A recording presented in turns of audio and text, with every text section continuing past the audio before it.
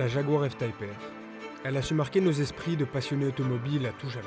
L'une des voitures préférées de Jeremy Clarkson, rien que ça. Mais toutes les bonnes choses ont une fin. Après 12 ans de carrière, elle prend sa retraite. Et aujourd'hui, sur le Média Auto, on vous emmène faire une dernière balade avec elle.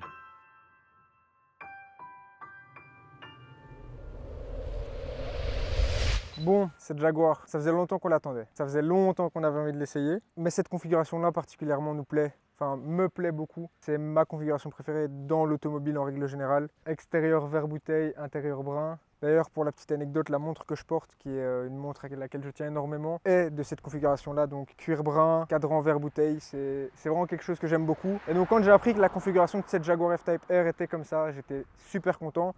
Surtout que c'est la fin de ce modèle, c'est fini après. Après, peut-être que toi, tu aurais pris des jantes en chrome. J'aurais pris, oui, ah, voilà, là tu me connais bien. J'aurais pris des jantes en chrome et j'aurais pris un étrier noir. Mais sinon, vraiment, même config. Moi, je pense que j'aurais pris des jantes noires comme ça, mais l'étrier de la même couleur que la voiture. Ah, étrier vert. Ouais. Ah ouais, donc tu serais passé chez SVO pour faire le... Exactement. Ok, ouais. On n'est jamais d'accord sur les configurations. Jamais. Presque.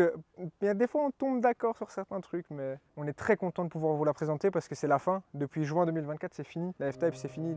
Enfin, vous vous rendez compte, c'est une voiture qui a quand même eu une carrière de 11 ans. Depuis 2013, un facelift qu'on a ici depuis 2020. Beaucoup de déclinaisons différentes dans beaucoup de moteurs aussi, avec beaucoup de moteurs. Ça, c'est ce qui explique du coup les presque 80 000 exemplaires vendus. C'est énorme. Bon, les plus vendus sont les 4 cylindres et les V6 évidemment, la V8. Mais on a un V8 sous le capot. Et on n'a même pas le P450, on a le 575 chevaux, 5 litres compressés. Des moteurs comme ça, on n'en fera plus. C'est fini. C'est fini. À part peut-être aux États-Unis, ici en Europe en tout cas. En Europe, c'est fini avec les normes. Et quand on vient ici, bon, déjà, c'est une voiture qui est très basse, mais ici, cette aile arrière est magnifique. Très basse, mais très confort quand même. Ah ouais, ça. Mais c'est une GT. Hein. C'est une GT. Mais franchement, une très belle ligne. Quand on la regarde de profil comme ça, c'est vraiment une belle voiture. Dire, toi, tu dis qu'elle a un long capot. Ouais. Enfin, non, tu dis, elle a un long capot. Non, c'est vrai que pour la sortir du parking, là, tantôt, c'était un peu. C'est pas facile, ouais. C'est une grande voiture, ça braque pas. C'est une très belle voiture. Hein. Comme tu l'as dit, elle a été élue plus belle voiture du monde en 2013. 2013, ouais. Yann Kaloum qui a designé cette voiture, designer de l'Aston Martin Vanquish, de la DB9. Hein. Voilà, le mec a un beau coup de crayon, quoi. Franchement, c'est une voiture de dingue. Vous le savez, on est passionné automobile. C'est incroyable la chance qu'on a de vivre ça, surtout à notre âge. On est tellement reconnaissant. Quelle voiture de dingue. L'arrière est magnifique. Et là, alors, vous avez le petit spoiler qu'on a relevé, mais qui se lève à une certaine vitesse. Pas du tout en aérofrein, comme on a sur une P1 et des choses comme ça. Et une option dont je suis très content, c'est qu'on a le toit panoramique. Et ça apporte énormément de lumière dans l'habitacle. Franchement, c'est trop bien. Bon, on est un peu désolé, elle est un peu sale. On a fait de la route, hein. On est ici au Luxembourg. Petit détail ici, F-Type. Et alors, comme ici on est sur la F-Type R et qu'elle est équipée du Black Pack, tous les logos Jaguar sont passés en noir mat. C'est incroyable, c'est vraiment super beau. C'est super beau, franchement. C'est une voiture de dingue. Je pensais qu'elle était plus basse que ça. Je pensais qu'il y a des endroits où elle n'allait pas passer et elle passe. Elle n'est pas haute, hein, pas ce qu'on est en train de dire, mais. C'est pas SUV, mais non, elle n'est pas si basse. Elle est que large, ça. elle est super large. On dirait pas comme ça la vidéo, mais c'est vraiment une grande voiture. Dans Ouais. l'habitacle, on a beaucoup de place Ouais, pour la couper. On est vraiment très confort. Ouais, non, c'est vraiment une grande voiture. C'est triste. Enfin, franchement, nous, on est très contents de vivre ça, mais on est un peu triste aussi à la fois de se dire que ce genre de voiture, c'est la fin bientôt, quoi. C'est la fin. C'est la fin. Enfin, oui, bientôt. Non, c'est la fin. plus de V8 compressé. De toute façon, Jaguar, là, ils ont dit que de l'électrique à partir de 2025. Full électrique. Si vous voulez du thermique chez le groupe Jaguar Land Rover, il faudra aller chez les Range Rover ou oui. Land Rover. Ou Land Rover, c'est ça. Oui, parce que de l'autre côté, on a Defender, Octa, Range Rover Sport SV. Noah, elle est bien belle cette voiture. À l'arrêt comme ça, mais on n'irait pas rouler. Si, je pense qu'il est temps. Bon, cette Jaguar, ça faisait super longtemps qu'on l'attendait. C'est vrai que ça faisait un petit temps, depuis l'essai du SV, on avait pu essayer une voiture avec un si gros moteur. On était vraiment impatients. Quand on a appris qu'on pouvait, qu'elle était disponible et qu'on pouvait l'essayer, on était tous les deux très contents. Puis quelle voiture. C'est une très très belle ligne. Ouais. Une très très belle ligne. C'est dommage que ça soit si inaperçu en fait. Oui. Enfin, vous l'achetez pas spécialement pour être vue, mais elle passe un peu trop inaperçue, je trouve, par rapport à d'autres GT. Et puis surtout, c'est une voiture où les gens connaissent pas. C'est une voiture connue, mais comme tu dis, les gens passent à côté, quoi. Les gens, quand on pense à une GT anglaise, on pense pas forcément à Jaguar. Surtout à Aston, à Bentley, mais pas du tout à Jaguar en fait. Alors qu'à la base, c'était leur segment aussi. 24 heures du Mans quand même. 7 fois, ils ont gagné 7 fois les 24 heures du Mans. À titre comparatif, c'est juste derrière Porsche et Ferrari. Ouais. Donc c'est vraiment pour n'importe quoi. Ils n'ont pas une grosse carrière en F1. Malheureusement, ils sont un peu cassés la tête. Mais bon, savoir faire de l'endurance et du sprint, c'est pas la même chose. C'est pas la même chose. Vous comparez ça rien qu'à des athlètes qui font de l'athlétisme. Exactement. Un sprinter ne va pas faire de l'endurance. Ceux qui font de la course de fond ne vont pas faire du sprint. Exactement. Bon, il y a l'exception Ferrari. Hein. Ouais. Bah, mais même évidemment. Ferrari a connu des années de faiblesse. Ouais. Dire Ferrari est revenu l'année passée en endurance, ça faisait 50 ans, Qu'ils quelque avaient chose plus comme ça. gagné, ouais, qu'ils avaient plus gagné. Et puis surtout que Jaguar est arrivé en 53 avec la Type D et a bluffé tout le monde parce qu'ils sont arrivés avec des freins à disque. Ouais. Première fois dans le monde de l'automobile qu'il y a des freins à disque. Ça a créé quelques accidents du coup, puisqu'ils freinaient beaucoup plus tard que les autres. Mais c'est ce qui leur a permis de gagner 53, 54, 55. Non, 53, 55, 56, 57. Non, Jaguar, on oublie un peu trop souvent que c'est quand même une marque d'innovation avant tout. C'est parce que ces dernières années, ça a été fort oublié, parce que ça a été racheté, puis revendu, puis racheté, puis revendu. Là, c'est dans le même groupe que, Bah, JLR, Jaguar ouais. Land Rover. voilà, que Land Rover, en fait, qui appartient à Tata. Mais ça a été fort oublié à cause de ça. Il y a eu l'histoire du rachat de Jaguar par Ford en 89 avec Jaguar Aston Martin, avec l'arrivée du coup de Yann Kalum qui a dessiné cette F-Type. Et en fait, pour faire renaître Jaguar, Ford s'est dit on n'a pas envie de mettre énormément d'argent. Qu'est-ce qui a fait que Jaguar était fort dans les années 50? C'était le look. C'était des belles voitures. Une fois qu'ils ont compris qu'il fallait faire une belle voiture pour que ça se vende, C'est beaucoup plus simple. Hein. ah ça, C'est beaucoup plus simple de vendre une belle voiture. Hein. parce que les premières, les XK8, etc., n'avaient pas un moteur exceptionnel. C'était vraiment histoire de dire que c'était la même base qu'une DB9. C'est la même base qu'une DB9, qui allait même devenir même presque plus puissante que la DB9. Oui. C'est pour ça que dans la DB9, après, on a retrouvé le V12 qu'on n'avait pas dans la XK8. Exactement. Moi, je préfère la nouvelle que celle avec les Que phares ouais, les phares verticaux. horizontaux là. Je préfère aussi la nouvelle, les phares, elle a l'air beaucoup plus méchante. Oui, bon, c'est une 4 roues motrices. On sent que c'est une 3070. Ouais. Enfin, Ouais. c'est une voiture qui est quand même confort. Enfin, confort. C'est une sportive. C'est une GT. C'est une grosse GT. C'est pas une voiture qu'on va emmener sur circuit. On le sent quand même au niveau du poids. Mais sur les petites routes luxembourgeoises, on le sent le poids. Quoi. Ouais. C'est-à-dire, On le sent beaucoup plus. Contrairement à d'autres voitures qu'on a pu essayer, une GR, une Alpine. On sent ici que c'est vraiment ici GT, aspect confort, fauteuil.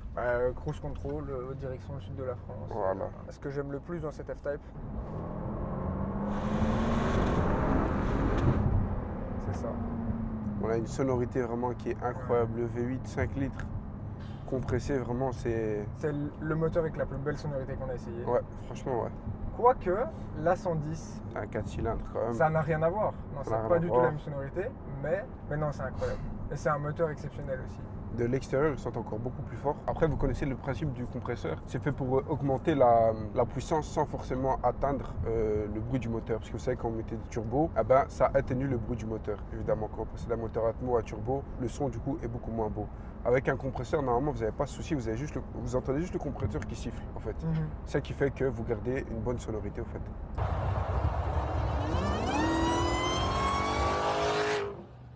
La boîte qui réagit super bien. Je veux dire, on met le pied dedans, elle comprend tout de suite qu'il faut y aller. Il n'y a pas de délai. Après, boîte ZF, 8 rapports. Ouais. Monsieur technique. Mais en fait, c'est une voiture. Moi, je me rappelle étant petit, quand elle est sortie, les premiers essais Top Gear avec Jeremy Clarkson, etc., qui parlaient de cette voiture. Et je me rappelle avoir été dans une concession Jaguar Land Rover avec mon papa, m'être assis dedans, et mon papa qui disait elle est magnifique, j'adore cette voiture, etc. Et il m'a toujours dit, le jour où je serai riche, je m'achète une F-Type. C'est rare, hein, parce que c'est vraiment pas le coupé à Non, laquelle on pense hein, complètement. directement. J'en pense à Stone, mais pas du tout Jaguar. Mais c'est une voiture qui a eu une très bonne pub avec Top Gear, etc. C'est une voiture exceptionnelle. Et puis les ingénieurs Jaguar sont bien amusés avec. Ouais, je pense aussi. Hein. Tu savais qu'ils ont fait une version rallye de la F-Type du Non. facelift. Ouais, je te Non, promets. non, ça je savais pas. Ils ont pris la version 4 cylindres, ils ont surélevé, etc. en cabriolet. Ouais. Et ils ont fait une version rallye. Et pendant les essais presse, il s'est mis à pleuvoir. Sauf que la capote ne fonctionnait pas. Ils ont tué l'habitacle. Mais je trouve ça dingue. Je trouve ça dingue qu'ils se soient tapé un délire et ils se sont dit on va faire une version rallye d'une F-Type. Ouais, ils ont vraiment pris des risques, hein, parce que c'est vraiment pas au premier abord, on se dirait vraiment pas qu'elle va faire du rallye. Il y a déjà des coupés qui ont fait du rallye et qui ont gagné, hein, mais une F-Type, vraiment jamais quoi. Bon, ils l'ont jamais inscrit dans les compétitions officielles. Vous Je comprendrez pense qu'ils pourquoi. voulaient juste s'amuser, hein, je pense. C'est ça.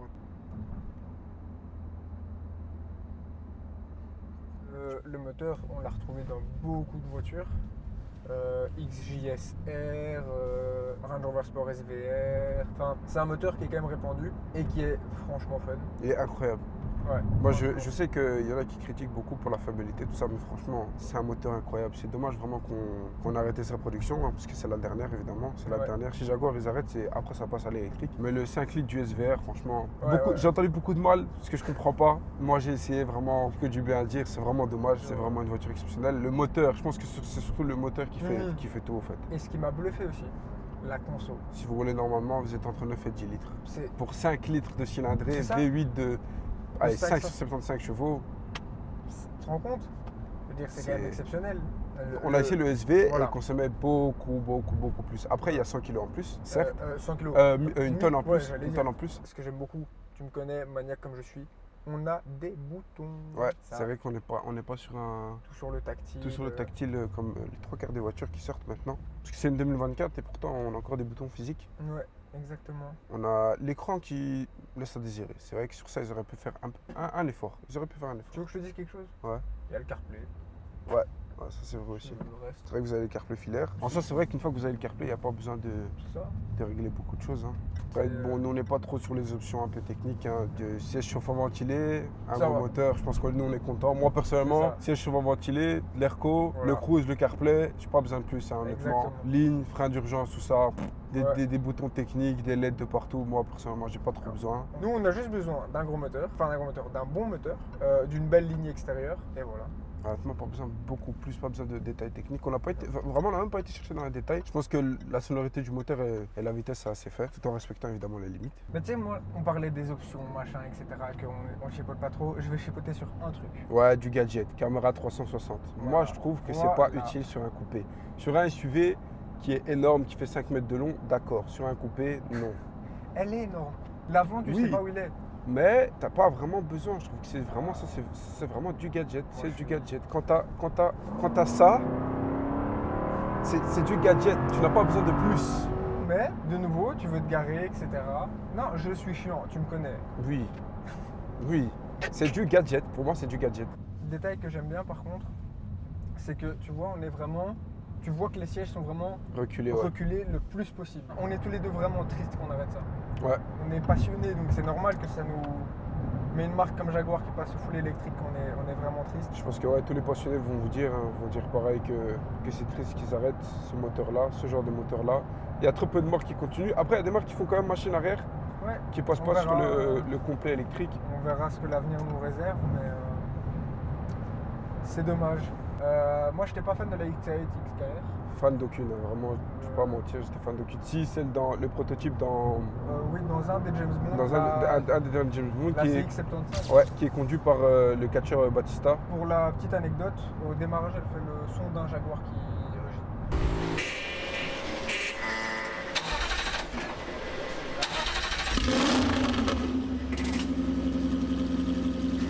Ouais. C'est-à-dire le délire que les ingénieurs sont tapés pour faire ça. On parlait de 007 de James Bond. Dans tous les James Bond, c'est les méchants roulant Jaguar. Les méchants roulant Jaguar parce que dans le premier film, enfin en tout cas dans les premiers films, le réalisateur a été voir Jaguar parce que le réalisateur est anglais. Ça aussi, vous devez savoir que pour les films James Bond, le réalisateur doit être anglais. L'acteur, c'est pas obligatoire, mais c'est très souvent anglais. Mais le réalisateur, en tout cas, doit être anglais. Et le réalisateur anglais va avoir du coup une marque anglaise pour que ce soit le véhicule de James Bond.